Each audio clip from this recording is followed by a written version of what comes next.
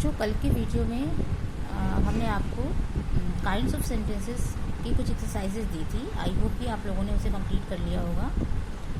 अगर आपने उस वर्क को कंप्लीट नहीं किया है तो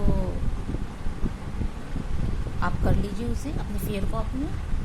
और क्योंकि जब तक आप एक्सरसाइजेज नहीं करेंगे तब तक आपका उससे रिलेटेड जो भी टॉपिक आपको पढ़ाया जा रहा है उससे रिलेटेड जो भी एक्सरसाइजेज हैं उसको न सॉल्व करने से आपके कॉन्सेप्ट कभी क्लियर नहीं हो पाएंगे। और प्रैक्टिस करने से ही जितना ज़्यादा आप प्रैक्टिस करेंगे उतनी ज़्यादा आपकी ग्रामर स्ट्रांग होगी। Now we start the next topic, parts of speech. Parts of speech, जिसे हिंदी में शब्द भेद कहा जाता है। The word that we write or say can be divided into 8 classes called parts of speech.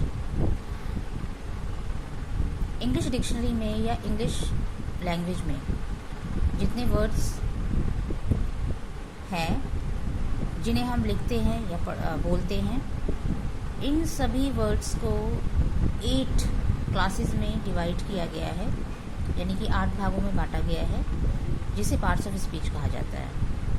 और ये पार्ट्स ऑफ स्पीच हैं noun, pronoun, adjective, verb, adverb, preposition, conjunction and interjection. Without these parts of speech किसी भी sentence को create नहीं किया जा सकता। कहने का सेंस ये है कि इन्हीं पार्ट्स ऑफ स्पीच के द्वारा हम किसी भी सेंटेंस को, किसी भी मीनिंगफुल सेंटेंस को बनाते हैं। The parts of speech indicates how the word functions in meaning. Parts of speech हमें ये बताती है कि कैसे किसी शब्द, the word function in meaning, यानी कि कोई भी शब्द कैसे वर्क करता है एज अ मीनिंग, यानी कि उसका अर्थ के साथ वो कैसे सेंटेंस में उसका वर्क होता है, as well as grammatically within the sentence. इसके अलावा व्याकरण के दृष्टिकोण से भी वो सेंटेंस में किस प्रकार से अपनी जॉब, अपना वर्क करता है। The parts of speech explain how a word is used in a sentence. Parts of speech हमें ये भी एक्सप्लेन करता है, हमें ये भी सिखाता है कि हमें कैसे किसी शब्द का इस्तेमाल सेंटेंस में करना है। आपको पता है कि सेंटेंस क्या होता है? अ ग्रुप ऑफ वर्ड्स, यानी कि कई सारे शब्दों का समूह होता है सेंटेंस, जिसे हम according to grammar, according to English grammar, we arrange the sentence in a sequence. जैसे कि कोई भी सेंटेंस बनाते हैं, सिंपल सेंटेंस आपने बनाया तो सबसे पहले हम सब्जेक्ट का यूज़ करते हैं, then helping verb, main verb, object and the other verb.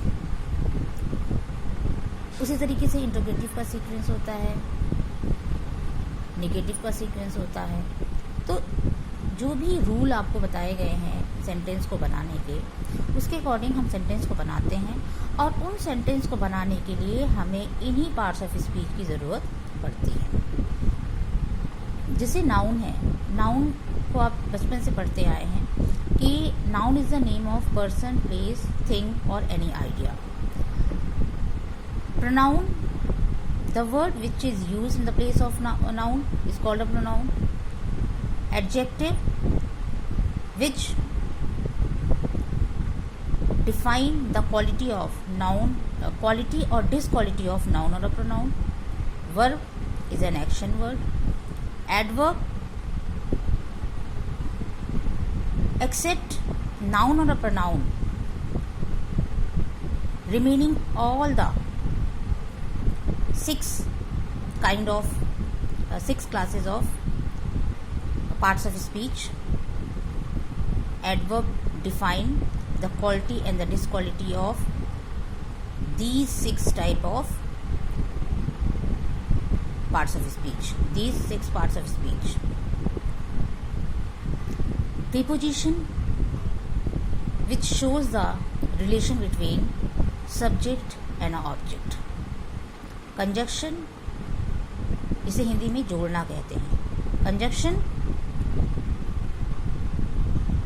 जोड़ता है किसको?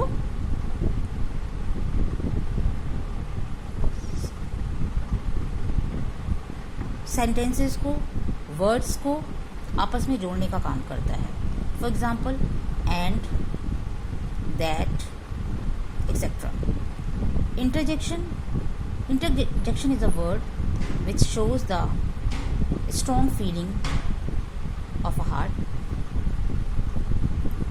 So these all 8 kind of parts of speech are correlated in a sentence. They all are work in a sentence.